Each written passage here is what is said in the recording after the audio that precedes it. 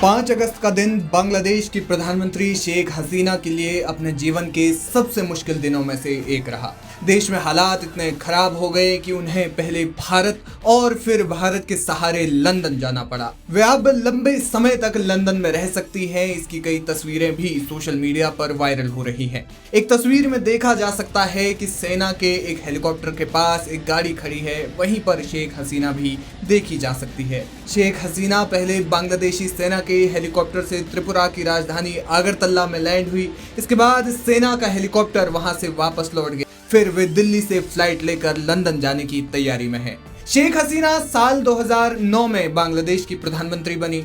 इस समय वे एशिया की सबसे ताकतवर महिला हैं। ऐसे में ये सवाल बहुत बड़ा है कि बांग्लादेश में एक महीने के अंदर ऐसा क्या हो गया कि शेख हसीना का 15 सालों का एक छत्रराज खत्म हो गया और स्थिति यहाँ तक बन गई कि उन्हें सम्मान पूर्वक नहीं बल्कि बैकडोर से लंदन जाने की योजना बनानी पड़ी। शेख हसीना वाजिद के राजनीतिक इतिहास पर नजर डालें तो उनकी स्थिति इतनी ज्यादा कमजोर कभी नहीं हुई। राजनीतिक विशेषज्ञों का मानना है कि बांग्लादेश की प्रगति में हसीना का बहुत बड़ा हाथ है। गरीबी के अंधेरे कुएं से बांग्लादेश के लोगों को निकालने में उनका योगदान वाकई प्रशंसनीय है। हालांकि उन पर जानलेवा हमले इससे पहले भी हो चुके हैं, जिससे वे कई बार उबर चुकी हैं। कहा जाता है कि कभी उन्होंने देश में लोकतंत्र के लिए लड़ाई लड़ी, लेकिन उनके विरोधी कहते हैं कि अब वे लोकतंत्र के लिए ही खतरा बन गई थी। हालांकि इसका एक दूसरा पहलू है जो शेख हसीना को तानाशाह के रूप में स्थापित करता है। उन पर कई मर्तबा मानवाधिकारों के उल्लंघन का आरोप लग चुका है। बुद्धिजीवी तो यहाँ तक कहते हैं कि वे कभी पूरे देश की प्रधानमंत्री नहीं बल्कि सिर्फ एक वर्ग की ही प्रधानमंत्री बनी, क्योंकि उनके राज में कभी देश में निष्पक्ष मतदान नहीं हो सके।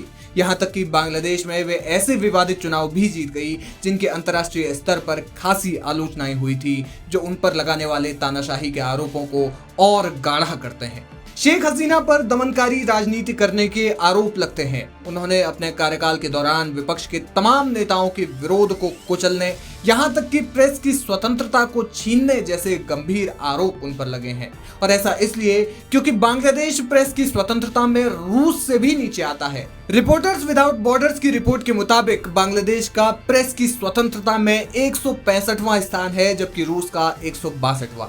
इसके अलावा लोकतांत्रिक प्रक्रिया को बस नाम के लिए लोकतांत्रिक रहने देने के उन पर आरोप लगते हैं। मानवाधिकारों के उल्लंघन के आरोपों के साथ नौकरियों में आरक्षण जैसे बड़े फैसले से देश उबल गया। यही कारण है कि इस बार की स्थिति इतनी गंभीर बन गई कि देश में गृहयुद्ध जैसे हालात बन गए हैं और इस बार तो खुद बांग्लादेश की सेना ने भी हाथ खड़े कर दिए हैं। हिंसा की आग में पूरा देश जल उठा। हालात बेकाबू होने के बाद भी सेना ने उन्हें समर्थन देने से मना कर दिया और आर्मी जनरल के आदेशानुसार हिंसा में जवानों को नहीं उतारा गया। इस प्रदर्शन के हिंसक होने का कारण प्रदर्शनकारियों को विरोधी दलों का साथ मिलना भी है।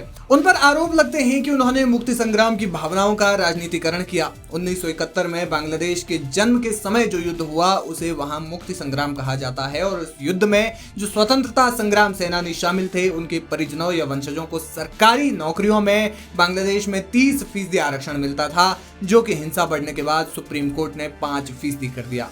हालांकि हिंसा तब भी नहीं रुकी। शेख हसीना ने बातचीत का प्रस्ताव रखा, लेकिन प्रदर्शनकारियों ने बातचीत के प्रस्ताव को ठुकरा दिया।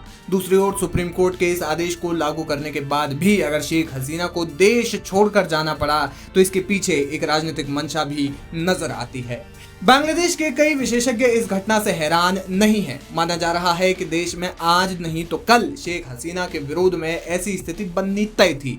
राजनीतिक विशेषज्ञों का मानना है कि वे जनता के दम पर नहीं बल्कि दमनकारी नीति के दम पर प्रधानमंत्री बनती रही। नतीजा ये हुआ कि उन्हें अब लंदन भागना पड़ रहा है और लंदन में शरण लेनी पड़ रही है।